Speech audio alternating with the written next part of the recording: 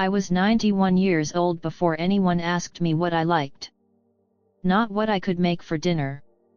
Not whether the weather would hold. What I liked. What I wanted. What, if given a quiet Tuesday with no obligations and no one watching, I would choose to do with my own two hands. The one who asked was 7 years old. My granddaughter, Lily. She was sitting cross-legged on my kitchen floor, eating an apple slice, watching me fold laundry the way children watch things without agenda, without pretense, just looking. And she said, in that plain and devastating way that only children can manage, "Grandma, what do you do just for you?" I stopped folding. I held a pillowcase in both hands and stood there in my kitchen, the one I had cooked 10,000 meals in, the one that smelled like dish soap and the ghost of every birthday cake I had ever baked for someone else, and I could not answer her. Not because I was confused, but because in 91 years of living, the question had never occurred to me as something I was allowed to answer. Lily had already moved on, biting her apple, watching a sparrow on the windowsill. But something in me did not move on. Something stood very still in that kitchen for the rest of the afternoon and asked itself the question again. What do I do just for me? I am going to tell you what I found. Not because the answer was beautiful, it wasn't. But because I have lived long enough to know that the question itself is the thing. Most of you will not wait 91 years to hear it. Do not wait as long as I did. I was born in 1932, the second of 4 children, in a house where need was the only language anyone spoke fluently. My mother ironed other people's shirts for money and raised her children in the 20 minutes between one task and the next. She was not cold.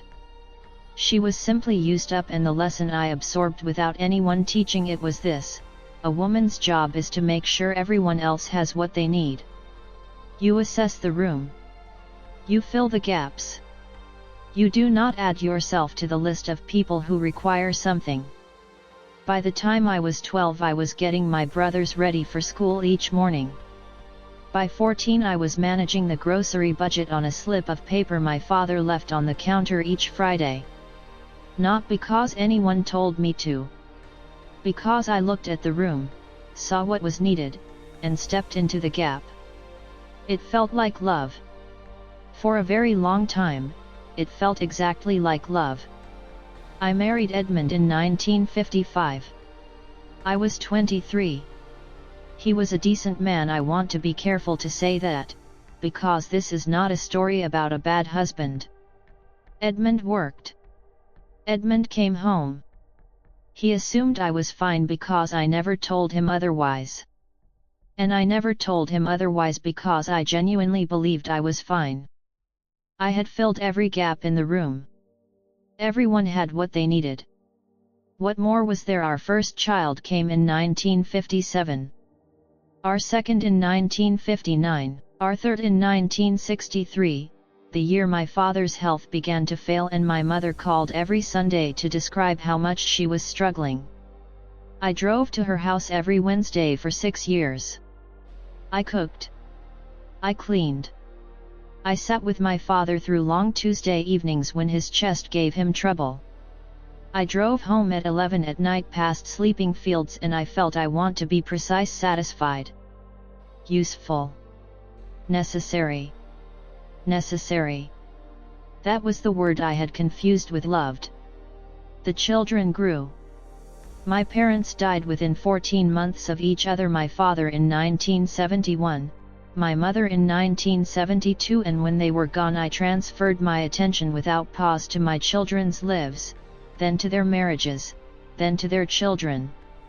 I cooked Sunday dinners for 11 people every week for 16 years. I remembered every grandchild's teacher's name, every allergy, every recital. I was, by any external measure, magnificent. And inside, somewhere quiet and deep, something was waiting. Not screaming. Not demanding. Just waiting, the way a question waits in a room where no one has thought to ask it yet. There were 3 moments where that waiting thing tried to make itself known. In 1974 I was 42, alone in the house for the first time in 4 years. I stood at the kitchen window and looked at the rose bushes overgrown, unpruned for 3 seasons. I thought clearly, I would like to spend this morning in that garden. Instead I called my sister-in-law, who was having trouble with her youngest, and listened to her for an hour and 40 minutes. By evening the garden was still overgrown and the thought had been folded away so neatly I nearly forgot it existed. In 1986 I helped my youngest daughter Patricia move into her first apartment, a small place above a bookshop, tall windows, the smell of old paper drifting through the boards.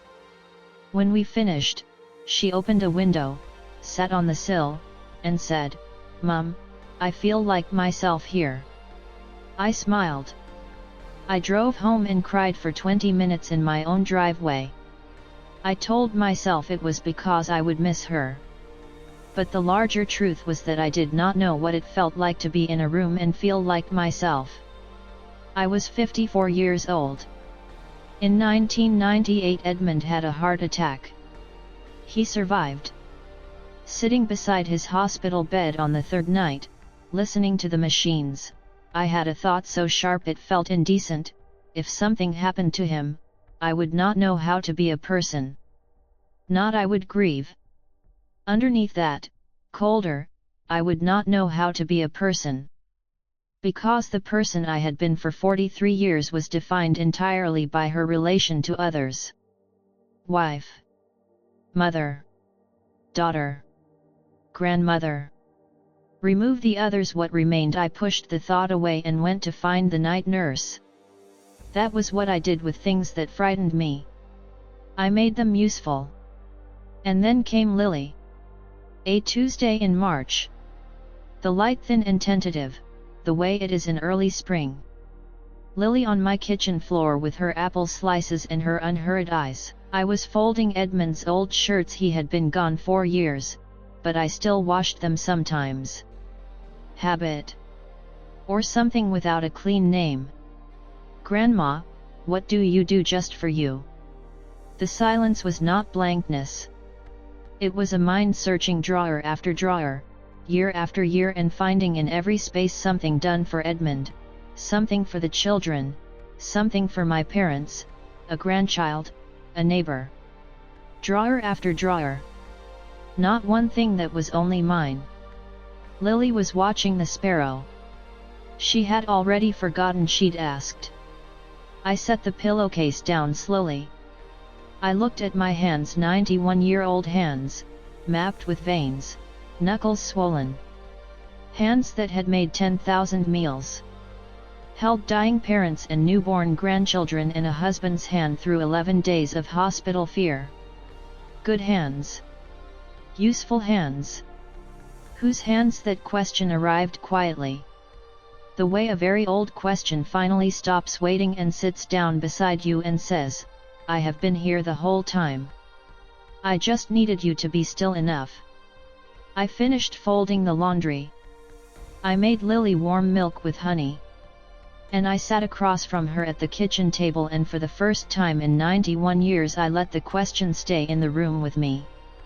I did not make it useful. I just let it be there. What I practiced for 9 decades was not selflessness. I wore that word like a quiet medal. But selflessness requires a self to begin with. What I practiced was disappearance, slow, willing, smiling disappearance. I had not given of myself. I had given myself, the whole of it, piece by piece, so gradually that neither I nor anyone around me noticed the inventory depleting.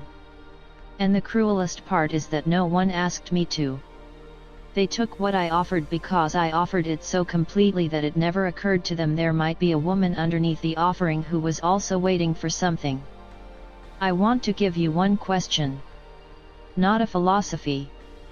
One question I have spent 3 years sitting with. Who am I when no one needs me? Not who will I become. Who am I today, when the room is empty and there is no gap to fill? What remains I did not know at 91. I am still learning at 93. I have learned that I like the garden before 8 in the morning. I learned this 3 years ago, 49 years after the October morning I chose the phone call instead of the rose bushes. I have learned that I like silence when I eat. That I find real pleasure in reading history dry, detailed, with footnotes chosen without accounting for what seemed right for a woman like me. Small things. But they are mine. And there is a difference. I feel this now in my whole body between a life that is full and a life that is yours. I know what you are thinking. There will be time later, when the children are older, when this season of demand passes. I am 93 years old. The season does not pass. It changes shape, but it does not pass. There is always someone who needs something. You will look up one day and a child will ask you a simple question, and the silence that follows will be the loudest thing you have ever heard.